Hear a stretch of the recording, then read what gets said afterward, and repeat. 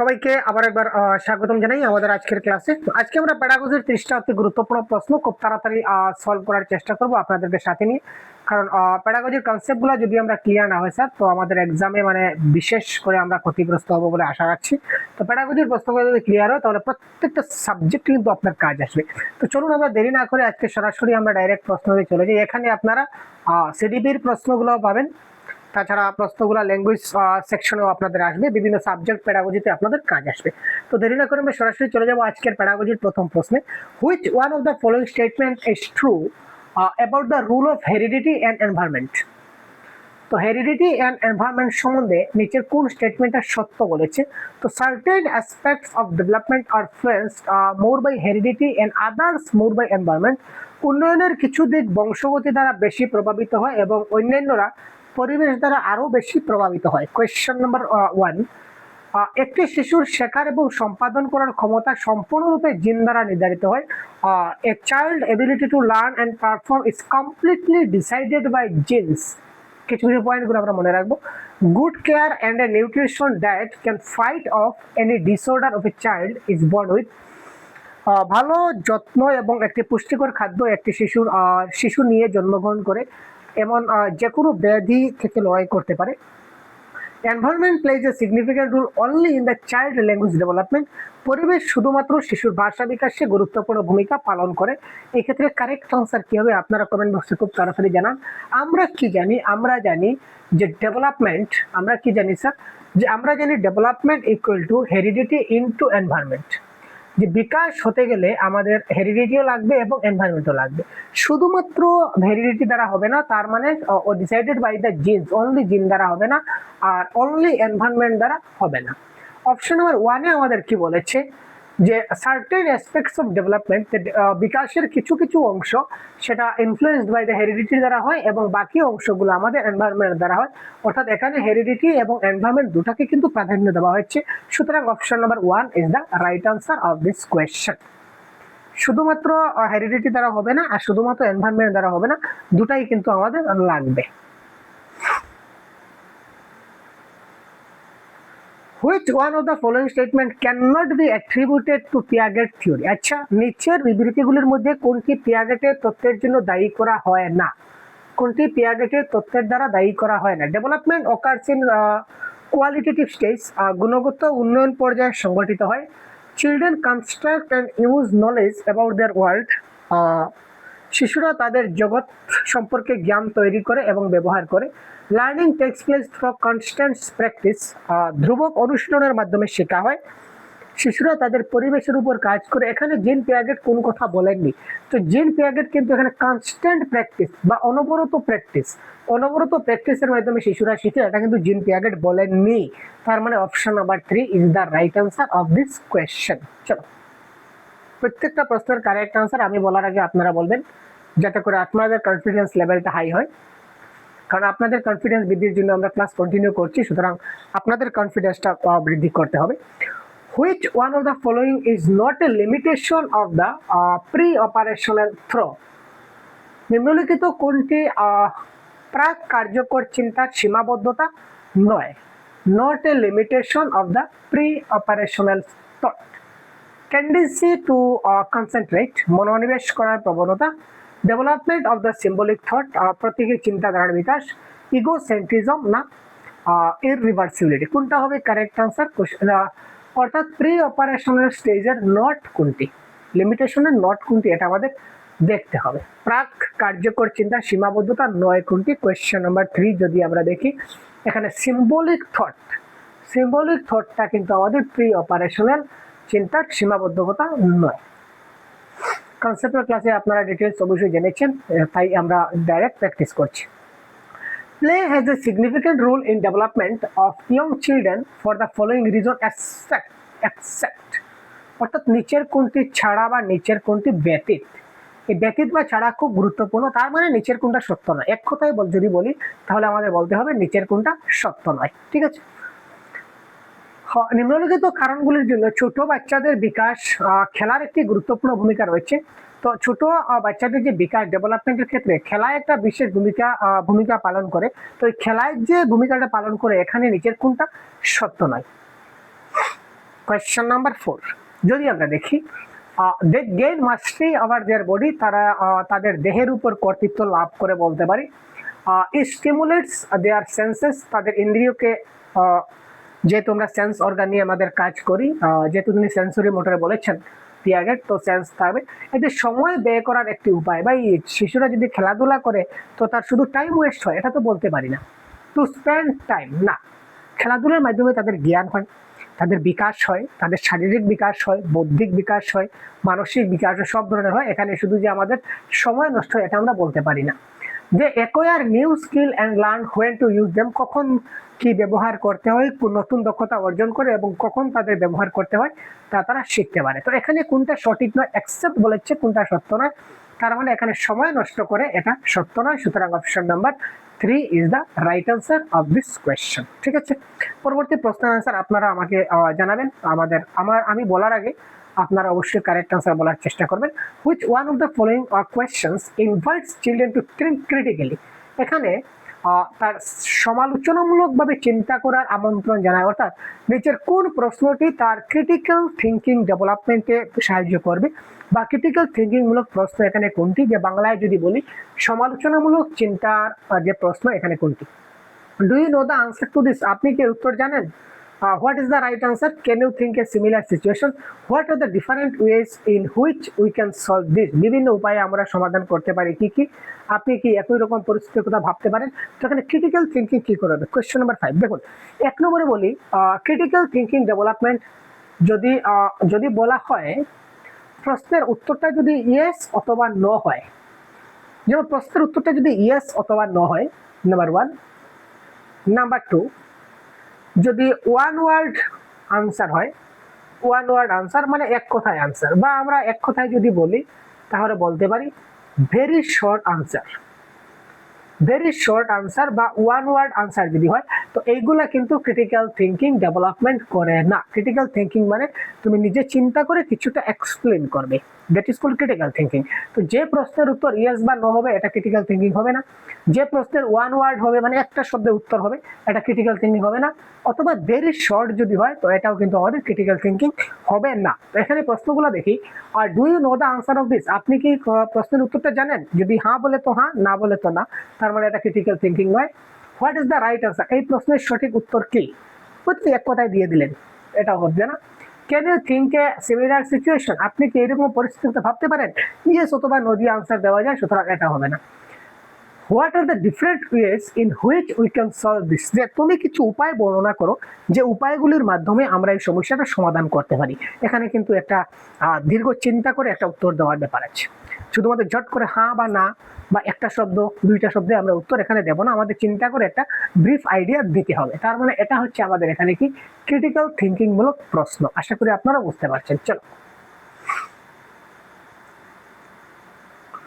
which one of the following options best describe progressive education? Yes sir, progressive education. তো progressive education সম্পর্কিত নিচের কোনটি best option যেটা describe করেছে progressive education কে, প্রগতিশীল শিক্ষাকে সবচেয়ে ভালোভাবে বর্ণনা করেছে নিচের কোন অপশন? Learning by doing, project method, cooperative learning, thematic unit, regular unit test, ranking, ও ভাই আমরা র্যাঙ্কিং করি না, এটা কাটো।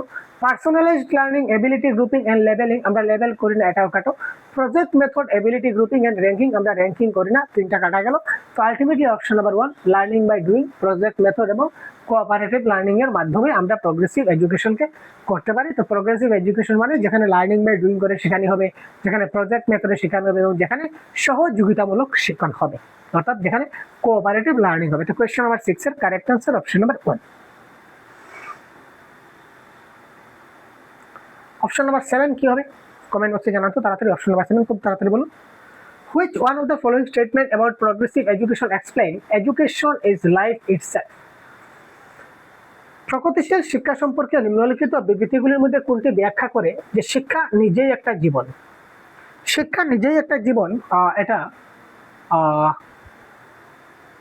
প্রগতিশীল শিক্ষা সম্বন্ধে কোন বিবৃতিটা এখানে ব্যাখ্যা করছে? কিভাবে? কোয়েশ্চেন নাম্বার 7 যদি আমরা বলি Education, school education should continue as long as possible.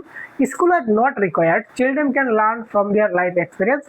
Education is social. Education in schools should reflect and social and natural world.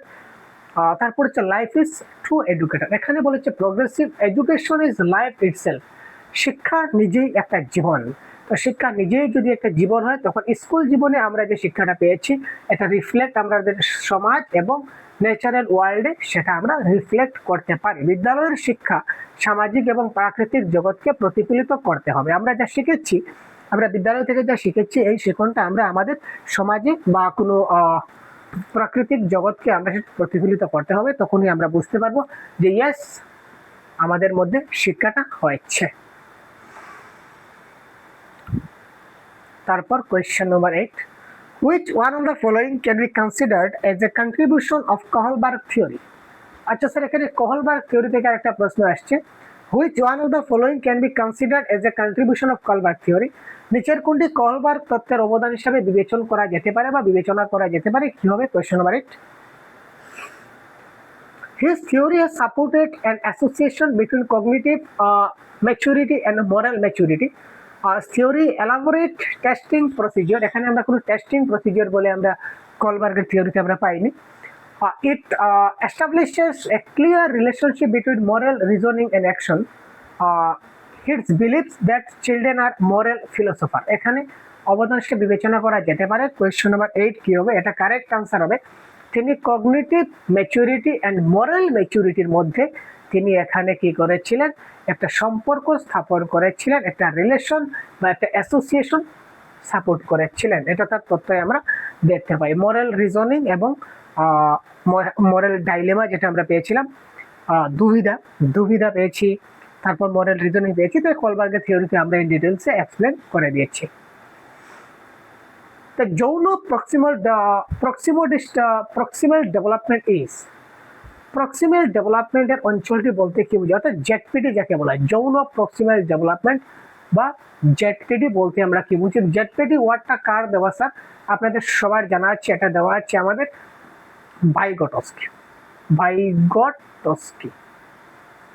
ভাইগটস্কির দেওয়া। ঠিক আছে স্যার, তো ভাইগটস্কির দেওয়া যে টার্ম জেডপিডি, তো জেডপিডি এখানে রেফার করছে বা জেডপিডি বলতে আমরা কি বুঝি? কারেক্ট আনসার কি হবে? Question number 9, the phase when maximum development is possible, যেখানে অনেক বিকাশ হয়। The development phase when a child takes complete responsibility for learning, a context in which children can almost perform a task on their own with right level support. The point of learning when support can be withdrawal. Support আমরা withdraw করি না, আমরা শিশুদেরকে support করি। যেখানে right level support পাবে সেখানে হবে জেডপিডি, অর্থাৎ শিশুটা কোনো একটা কাজে আটকে গেছে, সে পারছে না, তো একজন এমকেও এখানে আসবেন যে মোর নলেজেবল আদার, অর্থাৎ যে একটু বেশি জানে, তো উনি কি করবেন? তাকে একটু সাহায্য করে দেবেন, অর্থাৎ একটু সাপোর্ট করে দেবেন, তখন শিশুটা কাজটা খুব সহজে করে নিতে পারবে। এটাকে বলা হচ্ছে জেডপিডি। একটি প্রসঙ্গ যেখানে শিশুরা প্রায় নিজস্ব একটি কাজ সম্পাদন করতে পারে, সঠিক স্তরের সমর্থন, অর্থাৎ রাইট লেভেল অফ সাপোর্ট, যেখানে তাকে একটু সাপোর্ট দেওয়া হয় তখন সে জিনিসটা সম্পূর্ণ করতে পারে। ধরে নিন আপনি একটা কনসেপ্ট বুঝতে পারছেন না, তখন এজ এ টিচার হিসাবে যে কোনো একজন যদি আপনাকে একটু জিনিসটা বুঝিয়ে দেয়, তাহলে পরবর্তী সবগুলো আপনি পারছেন। তো এটাকে বলা হবে জেডপিডি, একটু সাহায্য করা।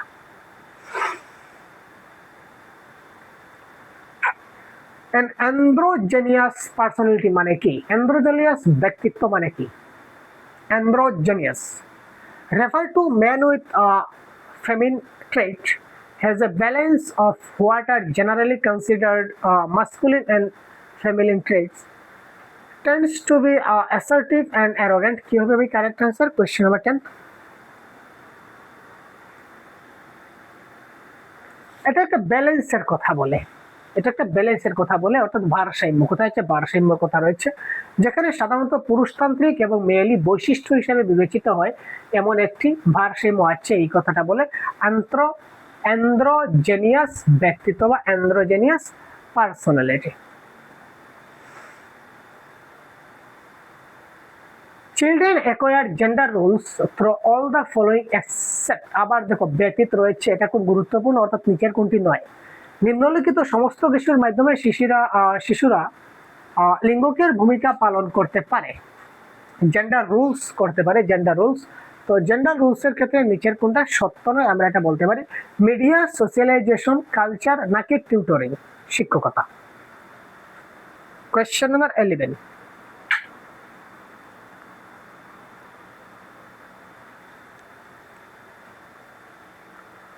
Gender rules. এখানে সবকিছু করা যেতে পারে, শিক্ষকতা মিডিয়ার ক্ষেত্রে রয়েছে, সামাজিকরণ রয়েছে, সংস্কৃতিগুলো রয়েছে, সুতরাং টিউটরিং এখানে হবে আমাদের কিসা, টিউটরিং হবে আমাদের কারেক্ট আনসার।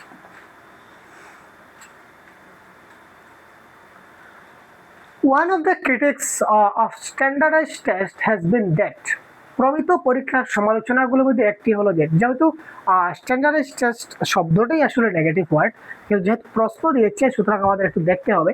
তো এখানে নিচের কোনটা ক্রিটিক্স রয়েছে বা সমস্যা রয়েছে, question number 12, they represent largely the mainstream culture and are therefore based their language is difficult to understand. The test cannot be administered on large population. They do not give a clear picture of a child's ability. কি হবে question number 12 এর correct answer 12। যে standardised test বা মানসম্মত পরীক্ষা বলতে পারি বা প্রমিত পরীক্ষা, তার সমালোচনার মধ্যে একটি হলো যে they represent largely the mainstream culture. তারা কি করে সবসময় মেইন স্ট্রিম কালচারকে তারা রিপ্রেজেন্ট করে, অ্যান্ড এটা একটা কি হয়, বায়াসড হয়ে যায়, পক্ষপাত হয় তাদের ক্ষেত্রে, এটা পক্ষপাতিত হয়, যেটা পক্ষপাতিতা আসলে ঠিক না, আমরা কাউকে পক্ষপাত করি না। The theory of multiple intelligence says that multiple intelligence এর থিওরি, এই থিওরি আমাদের কি বলেছে, the theory of multiple intelligence says that multiple intelligence থিওরিটা আমাদের কি বলেছে, question number 13, intelligence can be rapidly accelerated, intelligence can be of several kinds, paper pencil tests are not helpful, intelligence can be multiplied with effective pedagogy। কি হবে correct answer, multiple intelligence কি বলেছে। Question number 13, আমাদের দেখুন প্রশ্নের মধ্যে কিন্তু উত্তরটা লুকিয়ে আছে। মাল্টিপল মানে কি স্যার, মাল্টিপল মানে হচ্ছে অনেক, মাল্টিপল মানে শব্দটা কি, মাল্টিপল মানে হচ্ছে অনেক, মাল্টিপল ইন্টেলিজেন্স মানে অনেক প্রকারের বুদ্ধি, অর্থাৎ অনেক বুদ্ধি। তো অনেক বুদ্ধিকে যদি আমরা বাংলায় বলি তাহলে কি বলতে পারি, আমরা বলতে পারি যে অনেক মানে কি সেভারাল কাইন্ড, আমরা কি বলতে পারি সেভারাল কাইন্ডস অফ বুদ্ধি, তাই না। তো সেভারাল কাইন্ডস অফ বুদ্ধি এইটুকু এখানে আছে, intelligence can B of several kinds. প্রশ্ন দেখা মাত্র প্রশ্ন থেকে কিন্তু আমরা একটু ঘুরে ফিরে আনসারটা বের করতে পারি, তাই না স্যার। চলো, teacher can utilise both assessment for learning and assessment of learning two.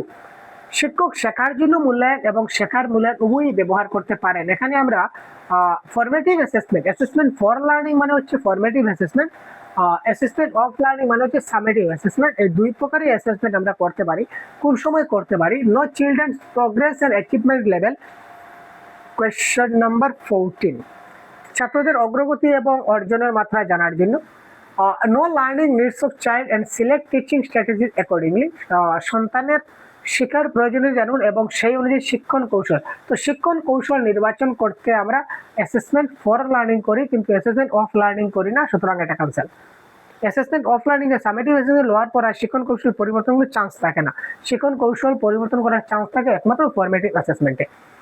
Access child performance at periodic interval and certify his at performance. পর্যায়ক্রমিক বিরতিতে শিশুর কর্মক্ষমতা মূল্যায়ন করুন এবং তার কর্মদক্ষতাকে প্রত্যায়িত করুন। Monitor children progress and set appropriate goals to fill their learning gaps. এটা হচ্ছে আমাদের অনলি ফর ফরমেটিভ অ্যাসেসমেন্টের কথা, ঠিক আছে। তো আফটার অল ফরমেটিভ এবং সামেটিভ দুটোই আমাদের কাজে আসবে যদি অপশন নাম্বার 1 হয়। শিশুদের অগ্রগতি এবং অর্জনের মাত্রা জানতে হবে, শিশুদের অগ্রগতি জানবো এবং তার অ্যাচিভমেন্ট কতটুকু করলো, এটা দুটো আমরা অ্যাসেসমেন্ট ফর লার্নিংও করতে পারি, আবার অ্যাসেসমেন্ট অফ লার্নিং দুটার ক্ষেত্রে হয়ে যাবে অপশন নাম্বার 1। অ্যাসেসমেন্ট টপিকটা যদি দেখে না থাকেন দেখে নেবেন, 100% ক্লিয়ার হয়ে যাবে, একদম কথা দিচ্ছি 100% ক্লিয়ার হয়ে যাবে। Which one of the following is not related to continuous and comprehensive evaluation? Wow, CCE এর ক্ষেত্রে কোনটি কারেক্ট নয়, CCE কন্টিনিউয়াস এন্ড কম্প্রিহেনসিভ এভলিউশনের ক্ষেত্রে নিচের কোনটা সঠিক নয় বলেছে। ক্রমাগত এবং ব্যাপক মূল্যায়নের সাথে কোনটি সম্পর্কিত নয়। কোয়েশ্চেন নাম্বার 15 যদি আমরা বলি, it has been mandate by the right to education of India by right to education অ্যাক্টে কিন্তু বলেছি আমাদের যে সিসি করতে হবে। It is an integral part of the teaching learning process. Yes, teaching learning প্রসেসের ক্ষেত্রে এটা একটা পার্ট আমাদের করতে হবে সিসি টিচিং লার্নিং করতে গেলে। It focused on child achievement in different learning areas. Learning এরিয়াসে ডিফারেন্স কী কী রয়েছে দেখতে হবে। It is useful for level children. না স্যার, আমরা ছাত্রদেরকে কখনো লেভেল করি না, ছাত্রদেরকে লেভেল করি না। তাদের স্লো লার্নার কারা, পুয়ার বা ইন্টেলিজেন্ট, এই ক্ষেত্রে আমরা তাকে বিভাজিত বিভক্ত বা এই ক্ষেত্রে আমরা তাকে লেভেল করতে পারি না। সুতরাং এখানে কোনটা কারেক্ট নয়, প্রশ্নকে বলেছে হুইচ ইজ নট কারেক্ট, তো লেভেল করাটা কারেক্ট নয়। সুতরাং option number 4 is the right answer of this question. চলো আমরা যাই এবারে পরবর্তী প্রশ্ন, প্রশ্ন নাম্বার 16। কিভাবে কারেক্ট আনসার এটা আপনারা অবশ্যই কমেন্ট বক্সে জানিয়ে দিবেন, খুব তাড়াতাড়ি কমেন্ট বক্সে জানান sir correct answer. Giftedness in children can be attributed to. শিশুদের মধ্যে উপহারের জন্য দায়ী করা যেতে পারে, অর্থাৎ উপহার গিফটেড চিলড্রেনের জন্য কোনটা হতে পারে? ভালো শিশু যদি বলি, এখানে ডাইরেক্ট বলতে পারি গিফটেড চাইল্ড মানে ভালো শিশু, তার জন্য আমরা কি করা যেতে পারে? An interplay between heredity and environment, a resource-rich environment, successful parents, the discipline routine attributed to। তার জন্য ভালো ছাত্রের জন্য দায়ী আমরা কাকে করতে পারি? দায়ী। Question number 16।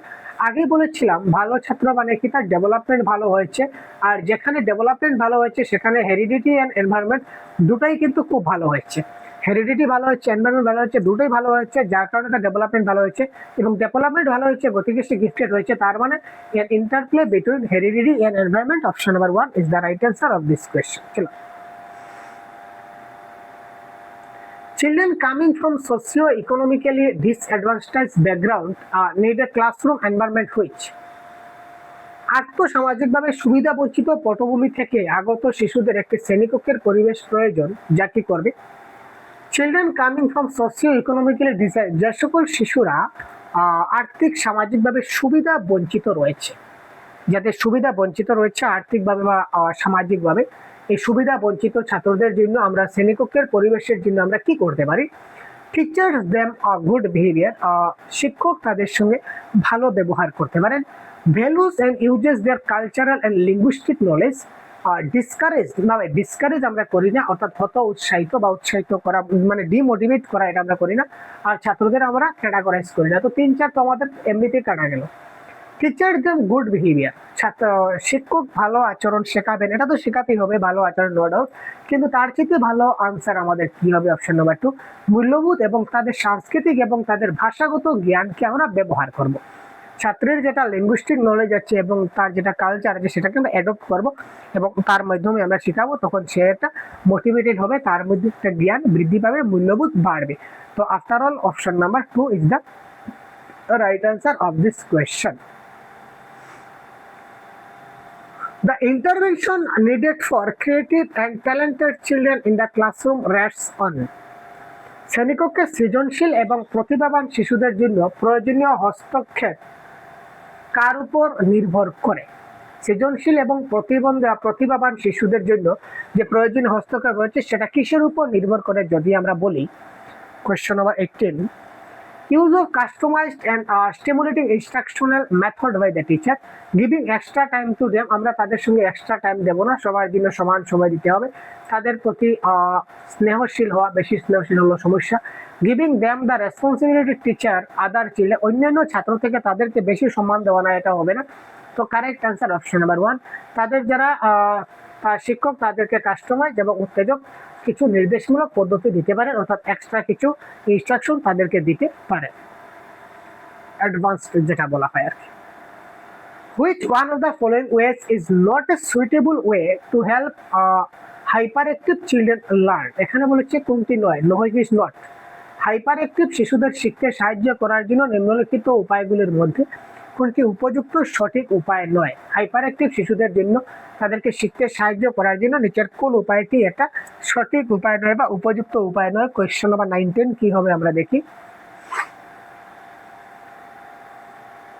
Breaking up the tasks into small manageable segments, offering alternative ways for learning including physical activity or rest। Wow, তোমরা পেয়ে গেছি ভাই।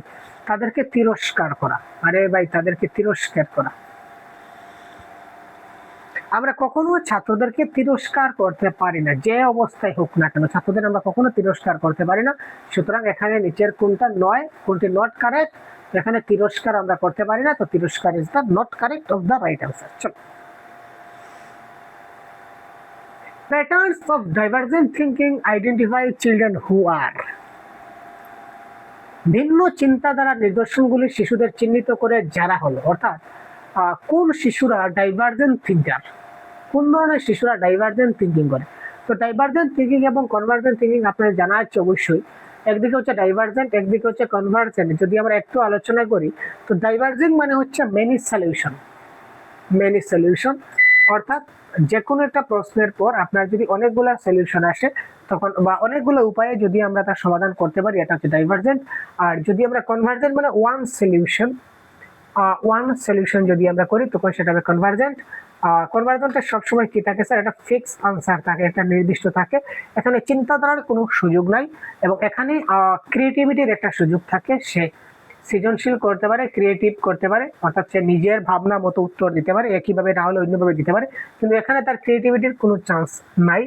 তো আলটিমেটলি যদি আমরা দেখি, তো divergent thinking is better for rather than convergent thinking. তো কনভার্জেন্ট থিঙ্কিং এর তুলনায় ডাইভার্জেন্ট থিঙ্কিংটা অনেক ভালো। তো এখানে বলেছে কোন শিশুরা ডাইভার্জেন্ট থিঙ্কিং করতে পারে।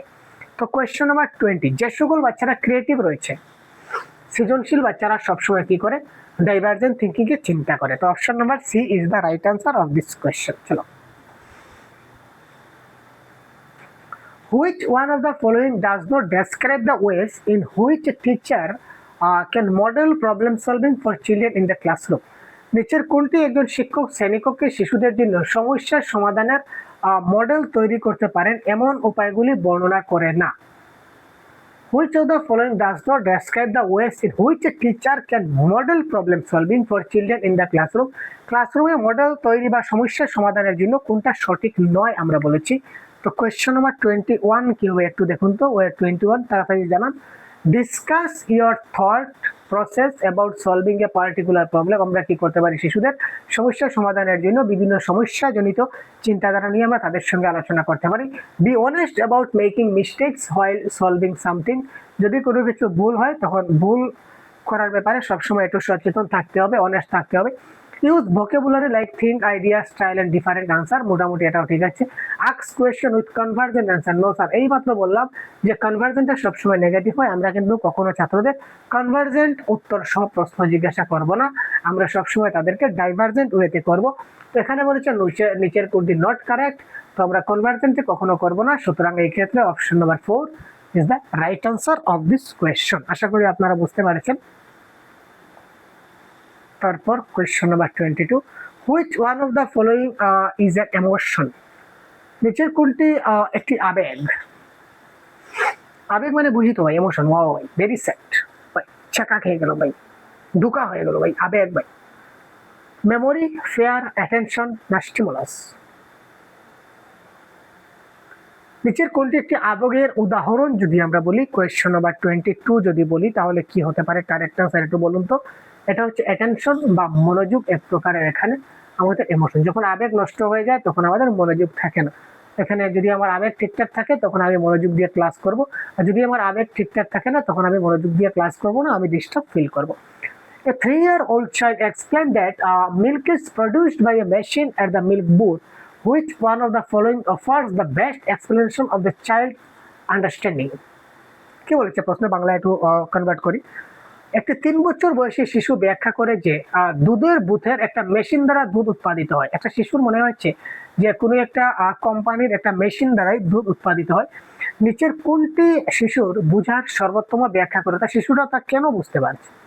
শিশুটা এই যে একটা আইডিয়া করলো যে দুধ বুথের একটি মেশিন দ্বারাই দুধটা উৎপাদিত হয়, এটা কোনো গরু বাছুর কোনো দুধ প্রকাশ দেয় না, এটা শুধুমাত্র বুথের দ্বারাই বা একটা কোম্পানির মধ্যে দুধ উৎপাদিত হয়, এটাও তার মনে হয়েছে শিশুর। তো এই শিশুটার এই যে চিন্তাধারাটা কেন হলো, কেন মনে হলো, এটা অপশন নাম্বার 4টার মধ্যে কোনটা হবে কারেক্ট আনসার। কোয়েশ্চন নাম্বার 23, যদি আমরা অপশনগুলো আমরা যদি দেখার চেষ্টা করি, যে child is very limited exposure to the world. এই পৃথিবী সম্পর্কে শিশু কম জানে না ভাই। Child is a little scientist. শিশুরা ছোট ছোট বৈজ্ঞানিক। তো বৈজ্ঞানিক যদি কম জানে তাহলে কি হবে ভাই, চলো হচ্ছে না।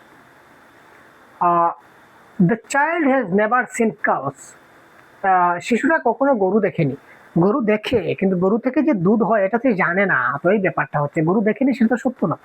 The child's family does not offer a stimulating environment to the child.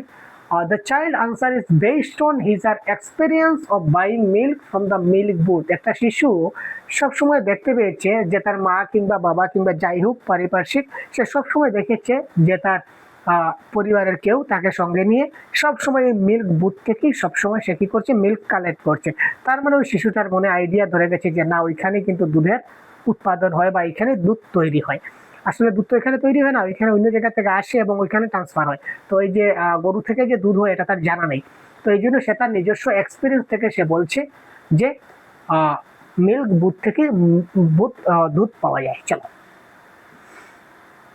Which one of the following best describe a teacher role. আচ্ছা, ভালো শিক্ষকের এখানে কোনটি বেশি গুরুত্ব? একজন শিক্ষকের ভূমিকা সবচেয়ে ভালোভাবে বর্ণনা করা যেতে পারে, অর্থাৎ একজন ভালো শিক্ষককে। কোয়েশ্চেন নাম্বার 24 যদি বলি ভালো শিক্ষককে, আপনি একজন ভালো শিক্ষক যদি হতে চান তাহলে কি করে হবেন, এখানে আপনার দেওয়া আছে teacher's most important role in the classroom to maintain discipline. Discipline আমরা মেনটেন করি না, ডিসিপ্লিন আমরা এমনি এমনি মেনটেন হয়ে যায়।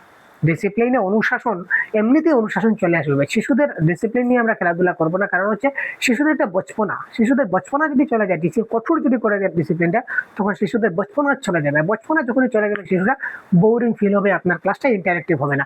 সুতরাং ডিসিপ্লিন ইজ নট আনসার। চলো, a teacher should adhere to the prescribe text book.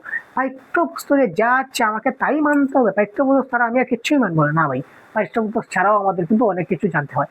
Completing the syllabus on the living enough time to revision is important. সংশোধনের জন্য পর্যাপ্ত সময় রেখে যথাসময় আমরা সিলেবাস শেষ করবো। শুধুমাত্র আমার শিশুটা ক্লাসের যে ছাত্রগুলো আছে তারা বুঝলো কি বুঝলো না তার উপর আমার কোনো ভালাই নাই, শুধুমাত্র আমাকে সিলেবাসটা কমপ্লিট করতে হবে, এটাই আমার কথা, এটাই আমার দায়িত্ব, না সেই ধরনের কোনো কথা না।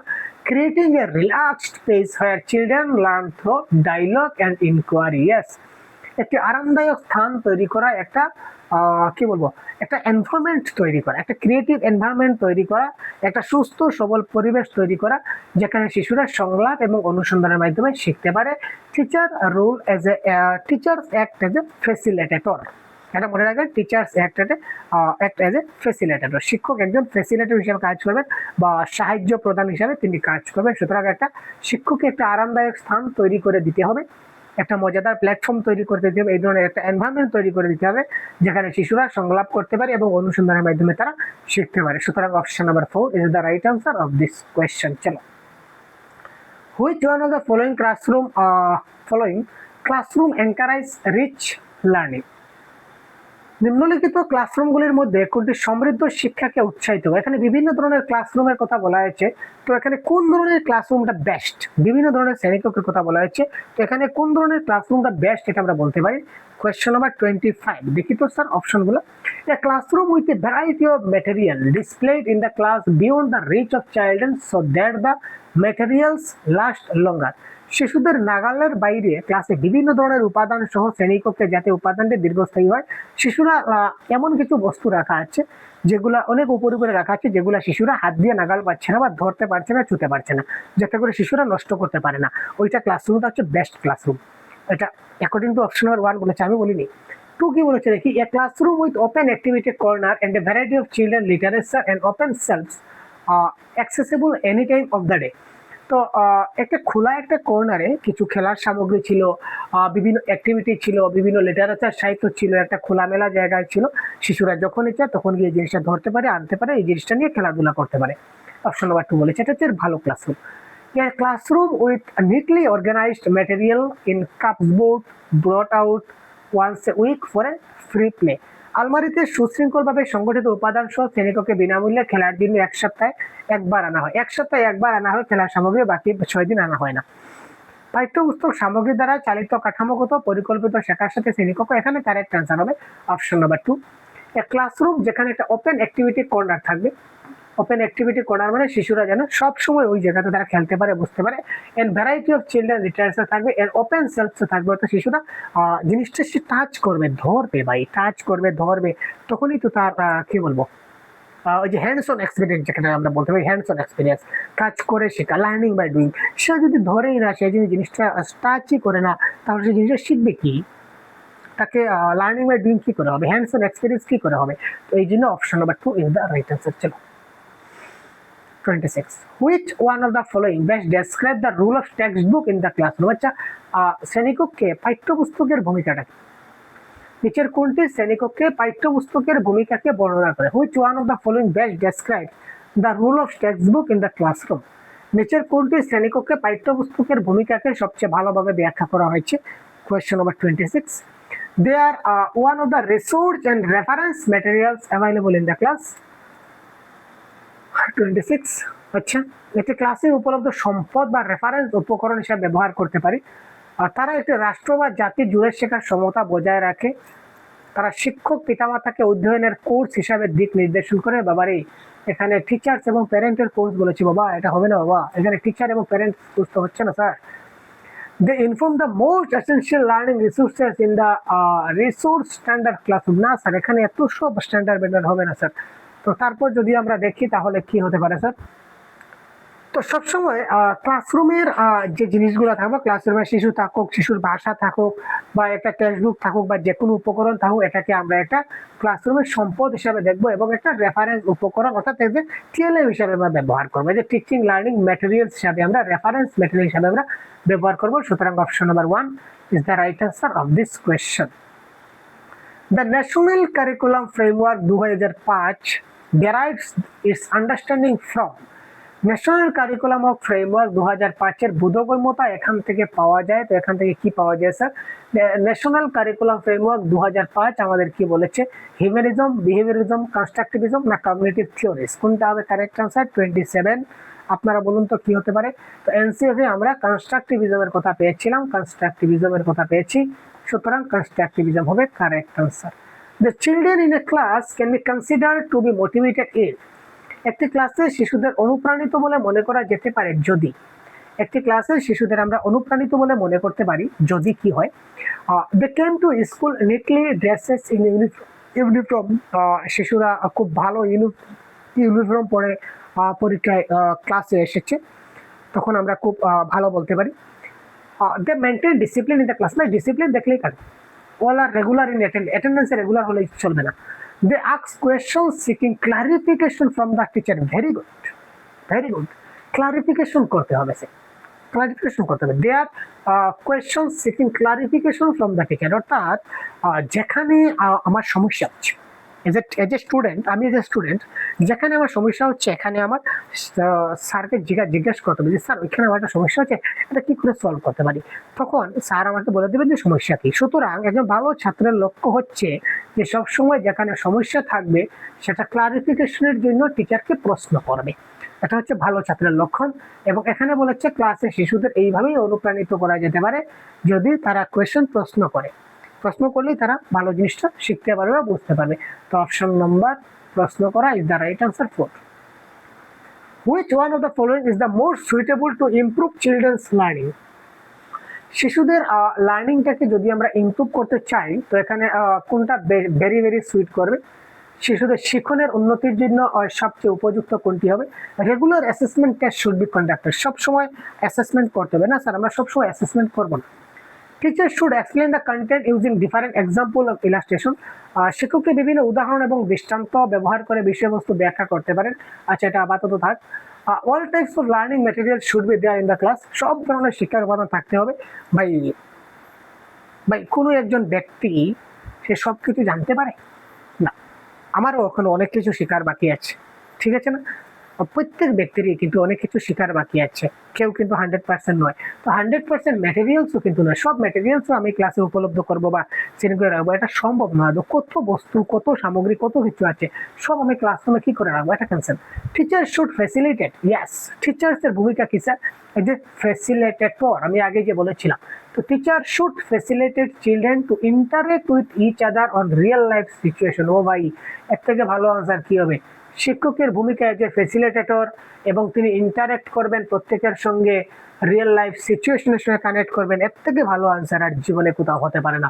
সুতরাং কারেক্ট আনসার অপশন নাম্বার 4। এখানে দেখুন ফ্যাসিলিটেটেড একটা পজিটিভ, ইন্টারঅ্যাক্ট আরেকটা পজিটিভ, রিয়েল লাইফ সিচুয়েশন তিনটা পজিটিভ, বাই 3+, যেখানে তিনটা পজিটিভ উত্তর হবে, থাকবে শব্দ, সেখানে আনসারটা ভুল হওয়ার কোনো চান্সই নেই। যদি পজিটিভ নেগেটিভের ওয়ার্ডটা ভিডিওটা দেখে না থাকেন, আপনারা বলবেন, আমি আরেকবার পজিটিভ এবং নেগেটিভের ক্লাসটা আমি দিয়ে দেবো। চলো। The discipline which has a significant role in a learning environment is of the kind which help. শিক্ষার পরিবেশ যে শৃঙ্খলার গুরুত্বপূর্ণ ভূমিকা রয়েছে তা হলো সেই ধরনের যা সাহায্য করে। কিসের সাহায্য করে স্যার? কোয়েশ্চন নাম্বার 30 যদি আমরা বলি, 1 নম্বর দেখি, এখানে দেখুন মেমোরাইজেশন। তো মেমোরাইজেশন মুখস্থ করা, এটা আমরা কাটলাম। ইনস্ট্রাকশন আমরা দেই না। নীরবতা সৃষ্টি করা, ক্লাসরুমে যদি আমি নীরবতা সৃষ্টি করি, ছাত্ররা যদি কোনো প্রশ্নই না করে, যদি সাইলেন্ট থাকে, তাহলে তারা বুঝলো কি বুঝলো না, তাদের কি সমস্যা না, এটা আমি কি করে জানবো? সুতরাং এটা নীরবতা সৃষ্টি করা আমার এখানে কারেক্ট নয়। শিশুদের তাদের শেখার গতি নিয়ন্ত্রণ এবং নিরীক্ষণ করতে হবে আমার, as a regulate and monitor. একজন টিচার কি করবেন, সবসময় তিনি ক্লাসরুমটা মনিটর করবেন, বা আমরা বলতে পারি তিনি এখানে ক্লাসরুমটা অবজারভেশন করবেন। মনিটর করতে পারেন বা তিনি ক্লাসরুমটা অবজারভেশন করতে পারেন, এবং অবজারভেশনটা আমাদের টিচার যখন সিসি করবেন তখন সিসিতে কিন্তু কাজে আসবে, কন্টিনিউয়াস এন্ড কম্প্রিহেনসিভ এভালুয়েশন। ঠিক আছে, তো আজকের এই ক্লাসটা আমরা আপনাদের দেখালাম, টোটাল 30টা অতি গুরুত্বপূর্ণ প্রশ্ন রয়েছে। ঠিক আছে, আশা করি আপনারা প্রত্যেকটা প্রশ্নের উত্তর খুব ভালো করে বুঝতে পেরেছেন। তো পরবর্তী সময় আমরা আরো এই ধরনের ক্লাস নিয়ে আসবো। সুতরাং যদি নতুন হয়ে থাকেন তাহলে অবশ্যই আমাদের সহজ গুরু ইউটিউব চ্যানেলটা সাবস্ক্রাইব করে দেবেন, যাতে করে পরবর্তী সময় এই ধরনের প্রত্যেকটা ক্লাস আপনারা দেখতে পারেন। শুধু সিডিপি নয়, বাংলা ভাষার প্রত্যেকটা ক্লাস আমরা এখানে কভার করছি। ম্যাথসেরও ক্লাসগুলো আমরা স্টার্ট করেছি। ম্যাথসেরও ক্লাসগুলো আমাদের চ্যানেলে দেওয়া হচ্ছে প্রতিনিয়ত, আপনারা দেখতে পাচ্ছেন। তো প্রত্যেকদিন আপনারা 2টা বা 3টা করে ক্লাস আপনারা প্রত্যেকদিন পাচ্ছেন আমাদের এই চ্যানেলে ফ্রি অফ কস্টে। সুতরাং ক্লাসগুলো দেখতে থাকুন, আশা করি আপনার এক্সামে অনেক বেশি হেল্প হবে। আর বিস্তারিত যদি কিছু জানার থাকে বা কোনো সুপরামর্শ আমাদের দেওয়ার থাকে, তাহলে অবশ্যই কমেন্ট বক্সে আপনারা কমেন্ট করতে পারেন স্যার। অবশ্যই আপনারা কমেন্ট বক্সে কমেন্ট করতে পারেন। কমেন্ট বক্স সবার জন্য ওপেন করে দেওয়া আছে। আপনাদের কমেন্টের মতামতগুলো আমরা অবশ্যই মাথায় নিয়ে পরবর্তী দিনে কাজ করব। তো আজকের জন্য এই ক্লাসটা এই পর্যন্তই। ভালো থাকবেন, সুস্থ থাকবেন। জয় হিন্দ।